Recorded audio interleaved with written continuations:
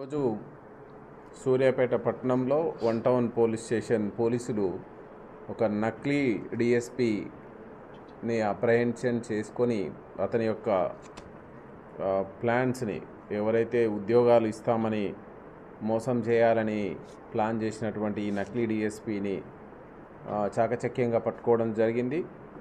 ఈరోజు ఉదయం Sri grand hotel Suryapet town నందు అనుమానాస్పదంగా తిరుగుతున్నటువంటి ఒక వ్యక్తి గురించి యాజమాన్యం వాళ్ళు మనకు ఇన్ఫర్మేషన్ ఇవ్వడం, ఇమీడియట్లీ అక్కడికి వెళ్ళి మనం ఒకరిని అప్రహెండ్ చేయడం జరిగింది. అనుమానాస్పదంగా తిరుగుతున్న వ్యక్తిని అప్రహెండ్ చేసి ఎగ్జామిన్ చేస్తున్న క్రమంలో మనకు అతని బాధితురాలు కూడా మనకు ఫిర్యాదు చేయడం జరిగింది.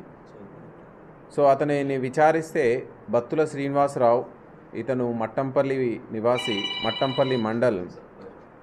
ఇతను తాను పోలీస్ డిపార్ట్మెంట్లో డిఎస్పీగా పనిచేస్తున్నా అని చెప్పి అమాయకమైనటువంటి నిరుద్యోగులను మోసం చేయాలనేటువంటి ఉద్దేశంతో పోలీస్ డిపార్ట్మెంట్లో సివిల్ సప్లైస్ డిపార్ట్మెంట్లో ఉద్యోగాలు ఇప్పిస్తా అని చెప్పి వాళ్ళ దగ్గర డబ్బులు తీసుకొని మోసం చేసేటువంటి నేరస్తుని మనం పట్టుకోవడం జరిగింది. బత్తుల శ్రీనివాసరావు ఇతను నేరస్తుడిగా మనకు తేలింది.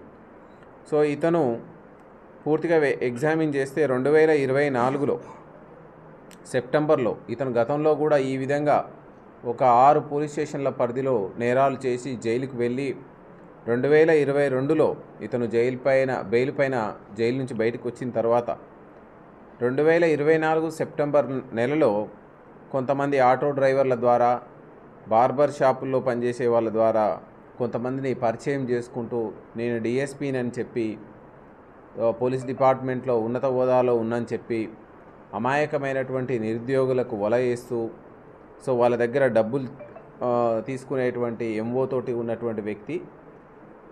ఈ వ్యక్తికి కోదాడకు చెందినటువంటి ఒక బాధితురాలకి ఎస్ఐ ఉద్యోగం ఇప్పిస్తా అని చెప్పి 36 లక్షల రూపాయలు తీసుకోవడం జరిగింది. అదేవిధంగా ఏపీలో కూడా ఇతను వేర్వేరు ప్రాంతాల్లో ఒకరికి కానిస్టేబుల్ ఉద్యోగం ఇప్పిస్తాని, జూనియర్ అసిస్టెంట్ ఉద్యోగం ఇప్పిస్తాని వాళ్ళ దగ్గర కూడా డబ్బులు తీసుకున్నటువంటి సందర్భం.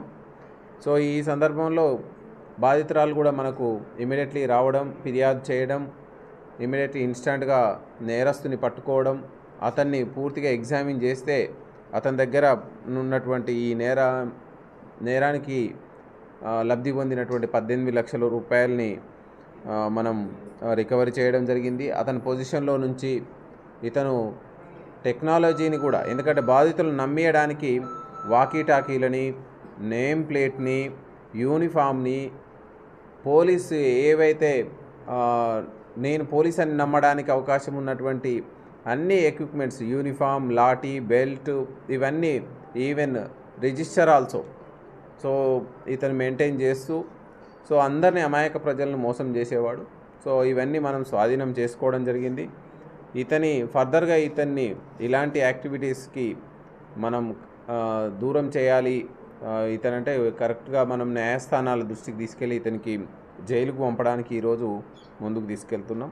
సో ఇందులో ఈ టాస్క్లో రాఘవులు inspector, Suryapet town Saidulu SI and crime staff Vidyasagar, Krishna, Karunakar, Saidulu, Madhu and SDPO Suryapet వీళ్ళందరి ఆధ్వర్యంలో ఇమ్మీడియట్లీ పట్టుకోవడం జరిగింది. సో వీళ్ళందరికీ కూడా మనం తగినటువంటి రివార్డ్ ఇవ్వడం జరుగుతుంది.